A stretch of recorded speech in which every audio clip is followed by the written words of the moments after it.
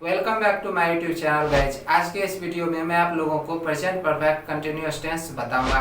सो यदि आप इसी तरह के यूजफुल कंटेंट आगे भी देखना चाहते हैं तो इस चैनल को सब्सक्राइब करें। एंड वन मोर थिंग, जितना हो सके अपने दोस्तों के साथ इस वीडियो को ज़्यादा से ज़्यादा शेयर भी करें ताकि उन्हें भी इसका लाभ मिल सके।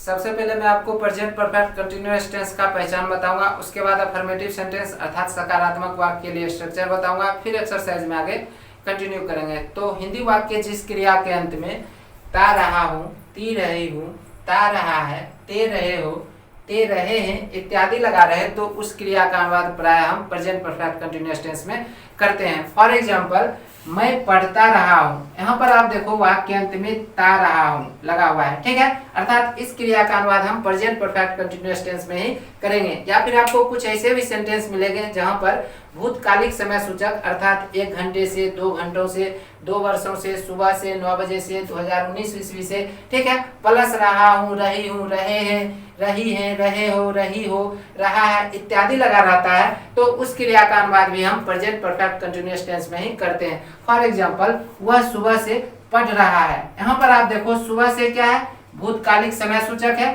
ठीक है, और रहा है वाक्यांत में लगा हुआ है। अर्थात आपको क्या समझ में आया कि भूतकालिक समय सूचक प्लस रहा हूँ, रही हूँ, रहे हैं, रही हैं, रहे हो, रही हो, रहा है इत्यादि लगा रहने पर भी उस सेंटेंस का अनुवाद हम प्रेजेंट परफेक्ट कंटिन्यूअस टेंस में ही करते हैं। अफर्मेटिव सेंटेंस अर्थात सकारात्मक वाक्य के लिए स्ट्रक्चर हो जाएगा subject plus have plus been plus before, या फिर सिंपली आपको वर्ब में आईएनजी जोड़ देना है। दूसरी बात क्या है कि आपको हैव हैज के प्रयोग में विशेष ध्यान देना है। अर्थात हैव हैज का प्रयोग हम सब्जेक्ट के अनुसार करेंगे, उसके बाद बीन आएगा, उसके बाद वर्ब का चौथा फॉर्म। जैसा कि मैं आपको पहले भी बता चुका हूं, यदि सब्जेक्ट के रूप में थर्ड पर्सन का सिंगुलर नंबर हो, it means he, she, it और नेम, तब उस सब्जेक्ट के साथ आपको हैज प्रयोग करना है और अन्य सभी सब्जेक्ट के साथ आपको हैव प्रयोग करना है। आई होप कि मैं आप सभी को समझा पाया। अब मैं इस एक्सरसाइज को आगे कंटिन्यू करूंगा। जिन क्रियाओं में भूतकालिक समय सूचक प्लस रहा हूँ, रही हूँ, रहे हैं इत्यादि लगा रहता है, उन क्रियाओं को इंग्लिश में किस प्रकार से ट्रांसलेट करना है ये मैं आपको अगले एक्सरसाइज में बताऊंगा। तो चलिए अब इस एक्सरसाइज को मैं सॉल्व करूंगा और जितनी आवश्यकता होगी एक्सप्लेन भी करूंगा, अर्थात आप लोगों को समझाने का प्रयत्न भी करूंगा। So keep patience and watch properly. पहला अनुवाद है मैं पढ़ता रहा हूँ। यहाँ पर देखो वाक्य अंत में क्या है, ता रहा हूँ, ठीक है। अर्थात इस क्रिया का अनुवाद हम प्रेजेंट परफेक्ट कंटिन्यूअस टेंस में करेंगे। यहाँ पर सब्जेक्ट क्या है, मैं, अर्थात आई। जैसा कि आपको पता है आई के साथ क्या प्रयोग में आता है, हैव। अब देखो सब्जेक्ट आ गया, सब्जेक्ट के अनुसार हैव आ गया, हैव के बाद क्या आएगा, बीन,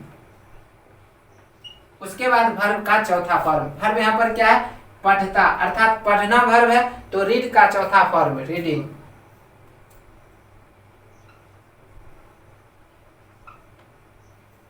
मैं पढ़ता रहा हूं, आई हैव बीन रीडिंग। हम लोग दौड़ते रहे हैं, वी हैव बीन रनिंग। तुम पढ़ते रहे हो,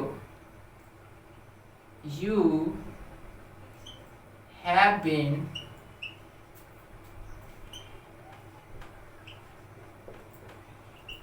रीडिंग। आप लोग इस शहर में रहते रहे हैं, यू हैव बीन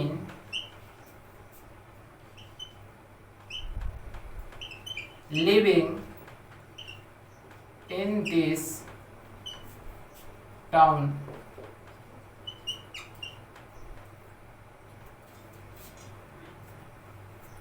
आप लोग इस शहर में रहते रहे हैं, you have been living in this town. वह खेलता रहा है, ही हैज बीन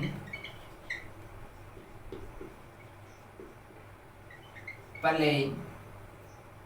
राम लिखता रहा है,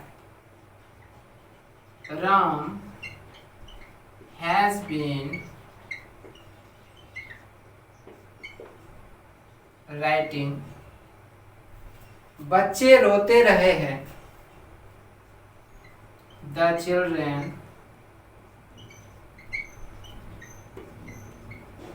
हैव बीन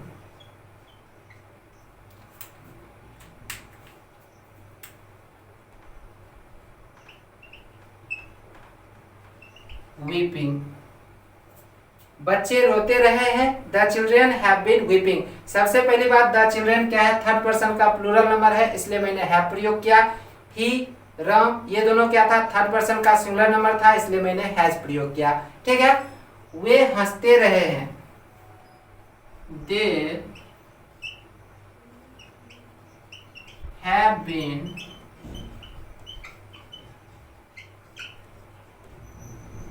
लाफिंग। मैं व्यायाम करता रहा हूं, आई हैव बीन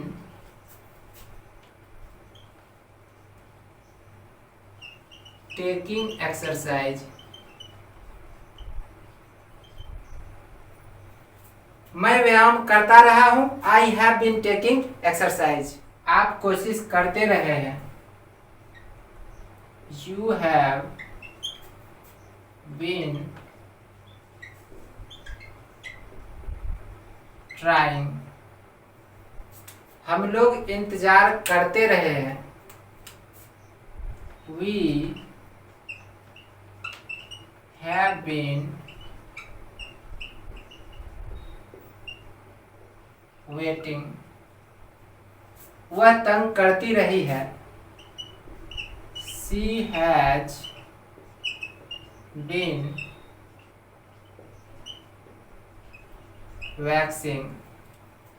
वह तंग करती रही है, she has been vexing. Sohan गाता रहा है,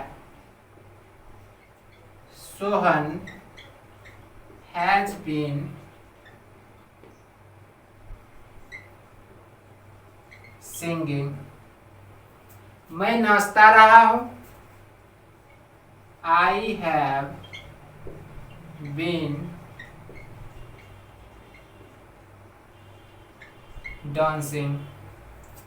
मैं नाचता रहा हूं, आई हैव बीन डांसिंग।